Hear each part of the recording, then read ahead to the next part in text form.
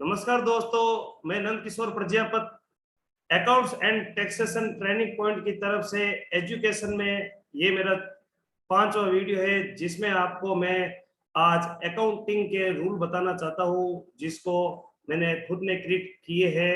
हालांकि ये 11th class के आपको बुक्स में मिल जाएंगे रूल, लेकिन कुछ मैंने इसको हटकर अलग तरीके से पेश किए हैं, जो कि मैं आपको बताना चाहता हूँ।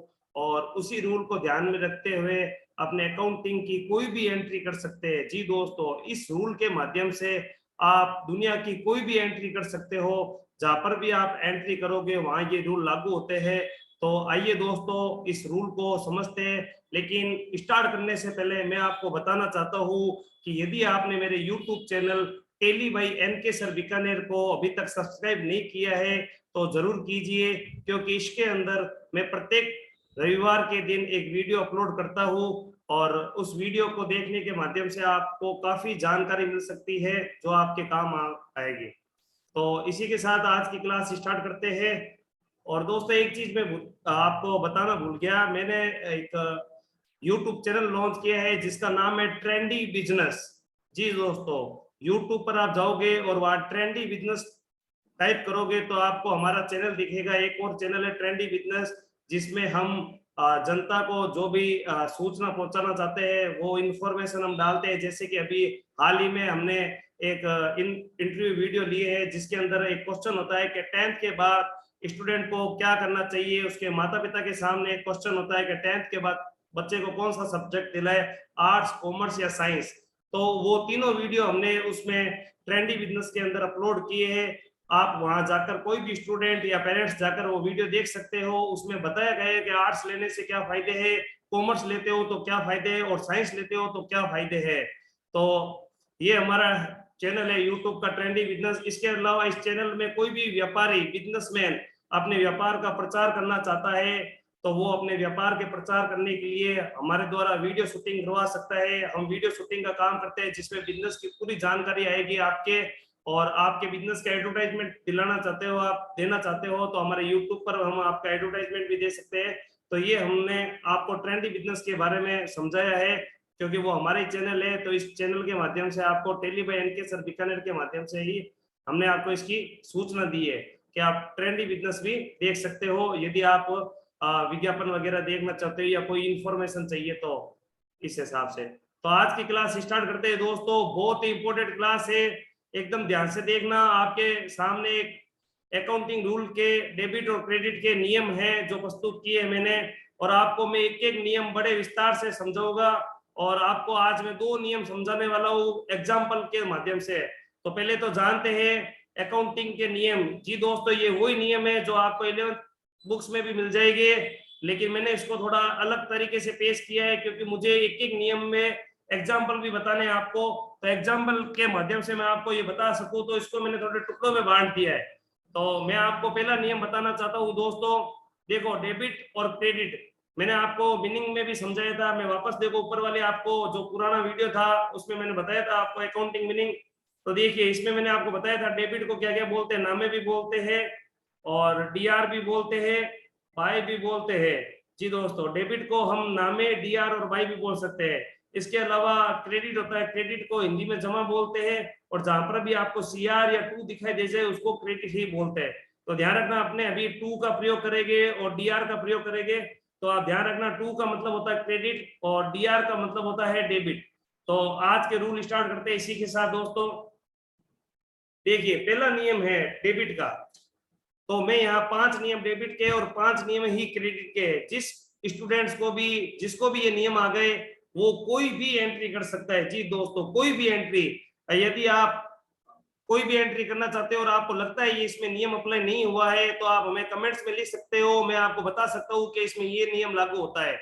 तो आज का वीडियो स्टार्ट करते हैं इसी के साथ क्लास। देखिए, पहला नियम है पाने वाले व्यक्ति को डेबिट किया जाता है। जी दोस्तों, याद कीजिए, पाने वाले व्यक्ति को डेबिट किया जाता है। मैं आपको प्रैक्टिकली बताऊंगा कि पाने वाले व्यक्ति को डेबिट कैसे किया जाता है। पहले मैं आपके सामने 5 डेबिट और 5 क्रेडिट के नियम बता देता हूँ, उसके बाद इसकी अपने चर्चा करेंगे आगे। और जैसा कि इस वीडियो में आज केवल 2 नियम के बारे में ही चर्चा करेंगे। और दूसरा नियम है देने वाले व्यक्ति को क्रेडिट किया जाता है। जो भी व्यक्ति अपने को कुछ देता है तो हमेशा उसको क्रेडिट करेंगे। और देखिए पहले नियम है, पाने वाले व्यक्ति को डेबिट किया जाता है। अपने नहीं कहते आज किसी को भी रुपए दिए तो वो रुपए पा रहे हैं, अपने कहते हैं ना उसके नामे कर दे तो उसको डेबिट कर दो। तो ये होता है पाने वाले व्यक्ति को डेबिट किया जाता है, और देने वाले अपने को जो भी कोई रुपए देता है तो अपने कहते हैं ना उसके जमा कर दे, यानी उसको क्रेडिट किया जाता है। तीसरा नियम है, जो वस्तु व्यापार में आती है उसे डेबिट किया जाता है। यहाँ अपने बात कर रहे हैं वस्तु की यानी गुड्स की बात कर रहे हैं, और गुड्स आपको मैंने मीनिंग में बता दिया था, जिसका अपने व्यापार में क्या करते हैं, खरीद और विक्रय करते हैं, वो होता है गुड्स। तो यहाँ जो वस्तु यानी गुड्स व्यापार में आता है उसे डेबिट किया जाता है। इसका मतलब परचेज की मैं यहाँ बात कर रहा हूँ, तो ध्यान रखना दोस्तों, परचेज हमेशा डीआर होती है जी, परचेज हमेशा डीआर होगी, इस बात का विशेष ध्यान रखना। लेकिन परचेज जब रिटर्न होता है ना, जब अपने माल खरीदा हुआ माल वापस देते हैं तो वो परचेज रिटर्न होता है, तो वो हमेशा क्या होती है, क्रेडिट होती है, और उस समय क्या काटा जाता है, डेबिट नोट काटा जाता है। जी दोस्तों, परचेज रिटर्न के समय डेबिट नोट काटा जाता है, और परचेज होती है डेबिट, लेकिन परचेज रिटर्न होती है क्रेडिट, ठीक है। और क्या काटा जाता है, डेबिट नोट काटा जाता है परचेज रिटर्न के दौरान। अब मैं बात करता हूँ चौथे नियम की, वो है जो वस्तु व्यापार से जाती है उसे क्रेडिट किया जाता है, यानी जो भी अपने माल बेचते हैं वो हमेशा क्या होता है, सीआर होता है। इसका मतलब सेल हमेशा क्या होगी, सीआर होगी, और सेल रिटर्न क्या होगी, सेल रिटर्न हमेशा डीआर होगी, और सेल रिटर्न के समय क्रेडिट नोट काटा जाता है। ठीक है दोस्तों, याद रखना ये चीज, जो वस्तु व्यापार से जाती है उसे क्रेडिट किया जाता है, यानी सेल हमेशा सीआर ही होगी। अब जब माल अपने मान लो बेचा है, बेचा हुआ माल वापस आ गया तो उसको बोलते हैं सेल रिटर्न, और सेल रिटर्न क्या होती है, डीआर होती है। अगला नियम अपने देखते हैं, खर्चे। जो भी खर्चे होते हैं वो हमेशा डेबिट होते हैं, चाहे कोई भी खर्चा हो, डायरेक्ट हो चाहे इनडायरेक्ट हो, खर्चे हमेशा डेबिट होते हैं दोस्तों। अगला नियम है 6 नंबर, आय यानी इनकम। इनकम हमेशा क्रेडिट होती है, जिस प्रकार खर्चे हमेशा डेबिट होते हैं उसी तरह जो भी इनकम होती है, चाहे डायरेक्ट इनकम हो चाहे इनडायरेक्ट इनकम हो, इनकम हमेशा क्रेडिट ही होगी। अगला नियम देखिए, 7 नंबर नियम है, संपत्ति हमेशा डेबिट होगी जब वह उत्पन्न होती है या उसमें वृद्धि होती है। उत्पन्न का मतलब अपने जब पहली बार खरीद कर लाते हैं, और वृद्धि का मतलब एक बार खरीद कर लेकर आ गए, वही संपत्ति बार बार यानी दूसरी बार खरीदा तो उसमें वृद्धि हो गई। तो इसका मतलब है संपत्ति हमेशा डेबिट होगी जब वह उत्पन्न होती है या उसमें वृद्धि होती है। जैसे एग्जाम्पल में आपको विस्तार से समझाऊंगा, लेकिन अभी एक मान लेते हैं संपत्ति के अंदर जैसे अपने फिक्स एसेट्स हो जाती है, कोई कंप्यूटर खरीदा है, कंप्यूटर खरीदा है तो पहली बार ला रहे हैं तो उत्पन्न हुआ है, 2 महीने बाद 3 महीने बाद एक और कंप्यूटर लेकर आ गए तो उसमें कंप्यूटर में क्या होगी, वृद्धि होगी, तो एक की जगह 2 कंप्यूटर हो गए, तो ये हो गए संपत्ति में वृद्धि। जब भी अपने लेकर आते हैं तो कंप्यूटर अकाउंट डीआर होगा, यानी संपत्ति में वृद्धि हुई है। अगला नियम 8 नंबर है, संपत्ति हमेशा क्रेडिट होगी जब उनमें कमी होती है या वह बेची जाती है। अब मान लो कंप्यूटर है, कंप्यूटर साल भर तक यूज में आपने लिया है, तो साल भर के बाद उस पर डेप्रिसिएशन भी लगता है। जैसे कि कंप्यूटर पर 40% डेप्रिसिएशन लगता है, 25,000 का आप कंप्यूटर लेकर आए हो तो उसका 40% आपको पता है 10,000 होता है। 10,000 डेप्रिसिएशन लगने से कंप्यूटर की वैल्यू 15,000 ही रह जाएगी। तो इससे क्या होगा, संपत्ति कम हो रही है, यानी इसकी एंट्री होगी है डेप्रिसिएशन अकाउंट दिया टू कंप्यूटर। ये मैं आपको एग्जांपल के माध्यम से बाद में बता दूंगा जब भी मेरे आगे वाले वीडियो आएंगे। अभी मैं आपको बताना चाहता हूँ संपत्ति हमेशा क्रेडिट होगी जब भी उसमें कमी होती है या वह बेची जाती है। और मान लो डेप्रिसिएशन लगने के बाद आपने उस संपत्ति को बेच भी दिया तब भी वो सीआर होगी, क्योंकि यहाँ आपने संपत्ति पूरी समाप्त हो जाएगी बेचने के बाद। अगला 9 नंबर नियम है, दायित्व हमेशा क्रेडिट होंगे जब वह उत्पन्न होते हैं या उसमें वृद्धि होती है। दायित्व लायबिलिटीज हमेशा ध्यान रखना दोस्तों, क्रेडिट ही होती है जब भी वह उत्पन्न होती है या उसमें वृद्धि होती है। जब मैं आपको एग्जाम्पल करूंगा तो बड़े विस्तार से समझाऊंगा ये सारे नियम कैसे अप्लाई होते हैं, कैसे किए जाते हैं। और 10 नंबर लास्ट नंबर नियम है, दायित्व हमेशा डेबिट होंगे जब उनमें कमी होती है या वह समाप्त होते हैं। तो दायित्व हमेशा डेबिट कब होंगे, जब उनमें कमी होती है या वह समाप्त होते हैं। अब देखो दायित्व का भी मैं आपको बता देता हूँ, जब भी अपने किसी से मान लो उधार मान लेते हैं तो वो हमारा क्या होता है, लेनदार होता है, क्रेडिटर होता है, तो वो एक दायित्व होता है। तो जैसे ही मान लेंगे तो एक नया दायित्व उत्पन्न हो जाता है। और अब मान लो उसमें से लाख रुपए का माल लिया, लाख में से 50,000 रुपए अपने पेमेंट कर दिया, तो नियम नंबर 10 लागू हो जाएगा। अब क्या होगा, 10,000 से जैसे उसको पेमेंट किया 50,000 का, तो 50,000 से दायित्व कम हो जाएगा, क्योंकि उसको लाख मांगता था, 50,000 रुपए पेमेंट कर दिए तो केवल 50,000 ही रह जाएगा लाख में से 50,000 जाने के बाद। तो ये होता है दायित्व हमेशा डेबिट होगा जब भी उनमें कमी होती है या वह समाप्त होते हैं। अब दोस्तों जैसे कि हमने 10 नियम के बारे में समझा है, अब इसको बड़े विस्तार से हम समझते हैं। उसमें से आज मैं इस वीडियो में आपको केवल 2 नियम ही समझाऊंगा प्रैक्टिकल तरीके से। मेरे फ्यूचर में जब भी वीडियो लॉन्च होगे तो हो सकता है मैं आपको ये सारे नियम समझा दूं। और वैसे मेरी ऑफलाइन क्लासें हैं जो बीकानेर के अंदर जसू सर गेट के अंदर रामा भवन के पास मेरा ऑफिस है, वहां मैं ऑफलाइन क्लासें भी लेता हूँ। मुझे अकाउंट्स का काम करते हुए 15 साल हो गए। तो जब भी आप कंटिन्यू ज्वाइन करना चाहते हो, मान लो वीडियो में तो आपको पता है वीकली में अपलोड करता हूँ, तो वीकली अपलोड करने के कारण आपको हो सकता है काफी टाइम लगे ये कोर्स सीखने में। तो यदि आप मेरे ऑफलाइन क्लास से भी लेना चाहते हो तो मैं यहाँ जसू सर गेट के अंदर रामा भवन के पास मेरा ऑफिस है, accounts and taxation training point का, और यहाँ मैं अकाउंट सिखाता हूँ। मेरे को खुद को 15 साल हो चुके हैं अकाउंट्स का काम करते हुए, तो मैं उस हिसाब से यहाँ सारा प्रैक्टिकल सिखाता हूँ, सब बताता हूँ। परचेज का बिल कैसा होता है, सेल का कैसा होता है, खर्चे का, इनकम का, ताकि आप कहीं पर भी काम करो तो आपको दिक्कत नहीं आए। आपको कई बार ऐसा होता है लोगों को पता ही नहीं होता है, केवल कंप्यूटराइज ऐसे अकाउंटिंग सीख लेते हैं, उनको प्रैक्टिकल ज्ञान नहीं होता है। तो यहाँ मैं पहले से ही प्रैक्टिकल बताता हूँ ताकि वो कहीं पर भी जाए तो उनको भय नहीं हो कि अरे यार ये कौन सा बिल दे दिया, ये तो मुझे पता ही नहीं है। कई लोगों को मैंने देखा है पता ही नहीं होता है कि परचेज का बिल कौन सा होता है, सेल का बिल कौन सा होता है। बहुत कम लोग होते हैं जिनको ऐसा पता नहीं होता है। तो उन लोगों के लिए और भी अगर कोई सीखना चाहता है तो मैं यहाँ प्रैक्टिकल सिखाता हूँ, एक एक बिल बताता हूँ कि ये परचेज का बिल ऐसा होता है, ऐसे एंट्री किया जाता है, सेल का ये होता है, खर्चे का ये होता है, इस हिसाब से। तो आगे अपने सीखते हैं आज 2 नियम जो कि मैंने आपको कमेंट्स किए कि इसी वीडियो में मैं बताने वाला हूँ। तो देखिए पहला नियम क्या है, पाने वाले व्यक्ति को डेबिट किया जाता है, यही नियम है। देखिए पहला नंबर नियम यही है, पाने वाले व्यक्ति को डेबिट किया जाता है। तो ये सीखते प्रैक्टिकल। देखिए यहाँ मैंने एक एग्जांपल लिया है, राम को 5,000 रुपए नगद दिए, तो राम को 5,000 रुपए नगद दिए। ये देखिए डेबिट, डेबिट पर मेरा येलो कलर है ताकि इस पर आपका फोकस रहेगा अभी केवल, क्योंकि यहाँ अपने पाने वाले व्यक्ति को डेबिट किया जाता है उसकी चर्चा कर रहे हैं। तो देखो राम को 5,000 रुपए नगद दिए, तो यहाँ किसको रुपए दिए, राम को दिए। तो राम अकाउंट क्या हो जाएगा, डीआर हो जाएगा। क्यों, क्योंकि राम तो पाने वाला है और पाने वाले को क्या करते हैं, हमेशा डेबिट करते हैं। तो राम अकाउंट दिया 5,000 रुपए और टू कैश, क्योंकि नगद रुपए दिए तो 5,000 रुपए। और नरेशन लिख देंगे अपने। नरेशन भी आपको लिखना जरूरी होता है। क्यों जरूरी होता है, क्योंकि बिना नरेशन के एंट्री अधूरी मानी जाती है। क्यों, क्योंकि सारी जानकारी नरेशन में होती है। किसी को भी अपने रुपए देते हैं या लेते हैं या कोई भी ट्रांजेक्शन करते हैं, नरेशन से ही पता चलता है कि वो क्या हो रहा है। तो यहाँ देखो अपने एंट्री की है, राम को 5,000 रुपए दिए, तो राम अकाउंट दिया 5,000 रुपए, क्योंकि राम पाने वाला है और पाने वाले को हमेशा डेबिट किया जाता है। और टू कैश, और नरेशन में लिख देंगे being cash paid to Ram for advance. यानी मान लो राम हमारा दोस्त है, वो आया और कहा यार 5,000 रुपए तो दे, तो उसको अपने 5,000 रुपए दे दिए। अब राम को 5,000 रुपए दिए तो राम पाने वाला है और पाने वाले को डेबिट करते हैं। और अपने क्या किया, देखो डेबिट किया ही है ना, येलो कलर किया हुआ डीआर। अगली एंट्री है, देखो एक आपका दोस्त और है, मान लीजिए मोहन है। मोहन आया कि यार मेरे को रुपयों की जरूरत है, एक बार 25,000 रुपए तो दो। तो आपने क्या किया, 25,000 रुपए का उसको चेक दे दिया। तो यहाँ चेक दिया, तो यहाँ पाने वाला कौन है, यहाँ पर भी मोहन पाने वाला है। तो देखो मैंने मोहन को भी यहाँ क्या किया, मोहन अकाउंट दिया 25,000 रुपए। और टू, ये डैश डैश का मतलब है आपका जो भी बैंक हो, एसबीआई हो, पीएनबी हो, जो भी हो, यहाँ बैंक का नाम आएगा। ये जैसे एसबीआई है तो टू एसबीआई बैंक अकाउंट, क्योंकि उसी से रुपए जाएंगे। और नरेशन में लिखोगे चेक नंबर और being cheque given to Mohan for advance, यानी आपने मोहन को एडवांस रुपए दिए। तो दोस्तों पाने वाले में देखो 2 कंडीशन हो गई, नगद दे सकते हो या चेक दे सकते हो। और भी एक कंडीशन रहती है पाने वाले में, जो कि है आप माल दे सकते हो। यदि आपकी कोई दुकान है तो आप माल भी तो दे सकते हो, गुड्स दे सकते हो। तो देखिए श्याम आपका एक दोस्त है, वो आया कि भाई मेरे को घर के लिए या अपनी खुद की दुकान के लिए बेचने के लिए माल चाहिए।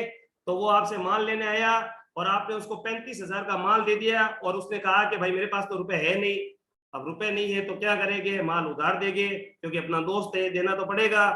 हो सकता है वो 1 महीने बाद, 2 महीने बाद, जो भी उसने बोला हो वो आपको रुपए दे देगा। तो जब भी देगा तब की बात है, अभी तो वो आ गया दुकान पर, माल तो देना है उसको, दोस्त रह गया, माल तो देना पड़ेगा। और व्यापार में उधार माल भी अपने देते ही है। तो श्याम को क्या किया, अपने 35,000 का माल दे दिया कि ले जा भाई ये माल।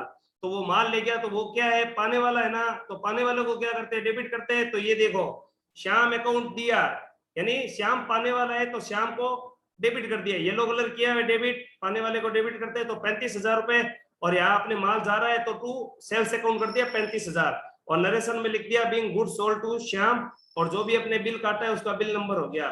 तो इस प्रकार देखिए पाने वाले की कंडीशन नगद दे सकते हैं, चेक दे सकते हैं या गुड्स दे सकते हैं।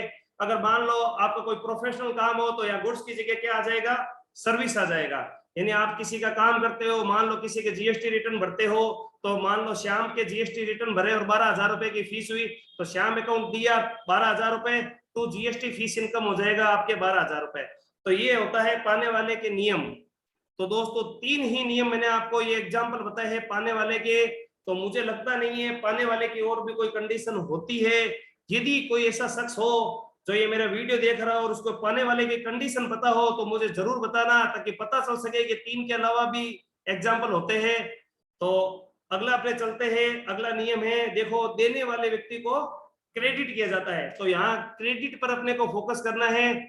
और इस नियम की बात कर रहे हैं तो देखो राम को आपने जब 5,000 रुपए दिए थे तो राम वापस भी तो देगा ना। अब मान लो राम ने आपको 5,000 रुपए फोन पे के द्वारा दे दिए, तो फोन पे के द्वारा दे दिए तो देखो वो फोन पे कर रहा है, तो फोन पे कहाँ जाएगा, अपने बैंक अकाउंट में जाएगा ना, अपने बैंक अकाउंट में। अब मेरा मान लो खाता एसबीआई में, तो यहाँ मैं लिख दूंगा एसबीआई बैंक अकाउंट डीआर 5,000 रुपए, और देखो यहाँ टू राम अकाउंट किया है 5,000, क्यों, क्योंकि राम तो देने वाला है, और देने वाले को हमेशा क्या करते हैं, सीआर करते हैं, यानी सीआर बोल दो, टू बोल दो, जमा बोल दो, जो भी है।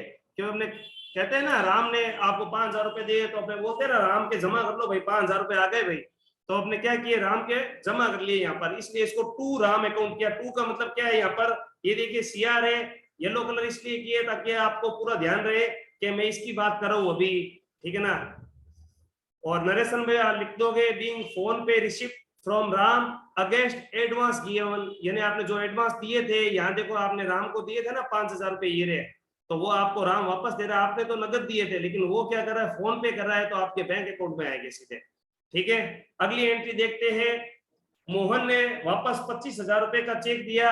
ये देखिए आपने मोहन को याद है, आपको आपने भी चेक दिया था, तो मोहन ने भी क्या किया, आपको वापस चेक दे दिया कुछ महीने बाद या कुछ दिनों बाद। तो मोहन ने जब आपको चेक दिया तो यहाँ देने वाला कौन है, मोहन है, और ये आपको नियम पता है, देने वाले व्यक्ति को हमेशा क्या करते हैं, क्रेडिट करते हैं, सीआर करते हैं, जमा करते हैं और टू करते हैं।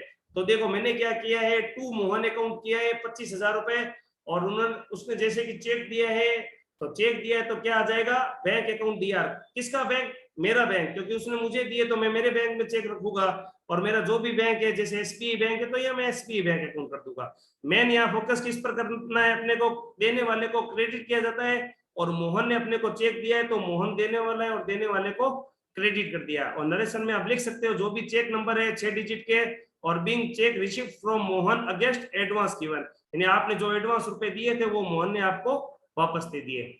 अगली लास्ट एंट्री देखो, श्याम ने आपको, देखो श्याम ने आपको, ये देखो श्याम के साथ क्या किया था आपने, उसको 35,000 रुपए दिया था ना, माल दिया था, तो श्याम आपको देखो वापस कैसे दे रहा है रुपए, श्याम आया और श्याम ने आपको 10,000 रुपए नगद दे दिए और 25,000 का चेक दे दिया। अब 10,000 रुपए दिए, 10,000 रुपए नगद दिए, अकाउंटिंग रूल है, आपको पता है कि 10,000 से ज्यादा नगद पेमेंट नहीं कर सकते व्यापार में, तो वो रजिस्टर्ड फर्म में मान लो तो वो 10,000 रुपए नगद दे सकता है। यहाँ तो ये देखो दोस्त है तो कोई नहीं, ये 35,000 रुपए नगद दे सकता है, लेकिन अपने 10,000 ही मान लेते हैं, 10,000 रुपए इसने नगद दिया और 25,000 का चेक दिया, तो दो कंडीशन हो गई, नगद भी आ रहे हैं और चेक भी आ रहे हैं। तो नगद आ रहे हैं तो नगद ले लो भाई, कैश अकाउंट दिया 10,000 रुपए, और आपके चेक बैंक में जाएगा तो बैंक अकाउंट दिया 25,000 रुपए, और देने वाला कौन है, श्याम है, और कितने दिए श्याम ने, 35,000 दिए, तो पूरे के पूरे जमा कर लो 35,000 रुपए श्याम के। और नरेशन में क्या लिखोगे, चेक नंबर, जो आपको 25,000 का चेक मिला है उसके चेक नंबर लिख देना आप 6 डिजिट के, ठीक है। और being cheque and cash receipt from Shyam against bill number, आपने जो भी उसको बिल काटा था कौन से बिल के अगेंस्ट में उसने भुगतान किया है, तो वो बिल नंबर लिख दोगे ताकि आपको पता चल सके कि इस बिल के अगेंस्ट में पेमेंट आया है। तो दोस्तों आज के लिए मैं आपको ये दो नियम ही बताने वाला हूं, तो यदि आपको ये दो नियम समझ में आ गए हो तो अच्छी बात है, और नहीं समझ में आए हो तो आप मेरा वीडियो वापस दोबारा देख सकते हो। मैंने मेरी तरफ से अच्छी तरह से समझाए हैं। और यदि आप ऑफलाइन क्लास भी ज्वाइन करना चाहते हो, आप मेरे इंस्टीट्यूट आ सकते हो, जहाँ की मैं खुद पढ़ाता हूँ अकाउंट्स, और आपको बड़े अच्छी तरह से और भी प्रैक्टिकल हिसाब से समझाता हूँ। और देखिए, तो दोस्तों आज हमने इस वीडियो में जाने हैं अकाउंटिंग के रूल, जिसके माध्यम से अपने कोई भी एंट्री कर सकते हैं। और आज के वीडियो में हमने 2 नियमों को अच्छी तरह से प्रैक्टिकल समझा है। तो आज के लिए इतना ही। यदि आपको हमारा वीडियो ये अच्छा लगे तो इसे लाइक कीजिए और शेयर जरूर कीजिए, ताकि आगे और भी लोगों को पता चल सके। और इसके अलावा दोस्तों, हमारे YouTube channel Tally by NK sir Bikaner को सब्सक्राइब जरूर कीजिए, ताकि हमारे जब भी वीडियो आए वो आप तक पहुंच सके। धन्यवाद दोस्तों।